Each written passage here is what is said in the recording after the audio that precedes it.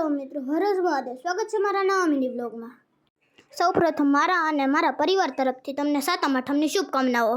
આજે સાતમની રજા હતી એટલે અમે ખોડિયાર મંદિર ગયા. પછી તો શું, અમે બસમાં બેઠીને નીકળી ગયા ખોડિયાર મંદિર તરફ.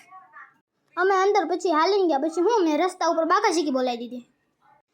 બધી બહેનો મને હેરાન કરતી કે ફોટા પડતે. પછી હું તો ફોટોગ્રાફર રહ્યો એટલે મેં પાડી દીધા ફોટા. રસ્તામાં મસ્તી કરતા કરતા ચાલતા હતા તો ખોડિયાર મંદિર આવી ગયું. પછી ખોડિયાર મંદિર જોયું તો ત્યાં કેટલી ગળદી. પછી બાકાશીકી ત્યાં બોલાવી દીધી. હજી તો ગેટની અંદર પગ મૂક્યો ત્યાં જ એટલા બધા માણસો હતા. માતાજીના દર્શન કરવામાં તો બહુ લાઈન હતી એટલે માંડ મારો વારો આવ્યો.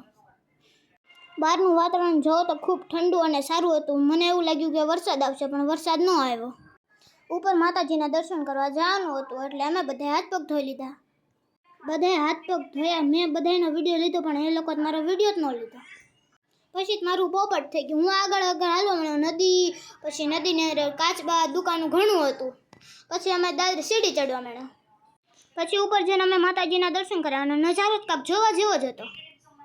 માતાજીનો પ્રસાદ લેવા ગયા. પછી બહાર જોયું કોઈ હતું જ નથી. પછી અંદર ગયા તો ફૂલ પબ્લિક હતું. જમીન તો કૂતરો મારી વાટે બેઠો હતો. એ કૂતરો મારો બહુ મોટો ફેન હતો. પછી મેં આપી દીધો ઓટોગ્રાફ એને. કૂતરો મારી વાત એને ઘરે જ ન લઈ જાય નકર બધા મારી બાકાશીકી બોલે દે. આ રાઈન થોડીક સોડા પીધી. સોડા પીતા પીતા ડખો થઈ ગયો થોડોક. ડખો એ તો મારા બેન એનામાંથી સોડા પીધી. પાછી મારામાં જ સોડા પીવી હતી. લે હું થોડો કઈ આપું એને. પછી મેં કીધું પેસેલા.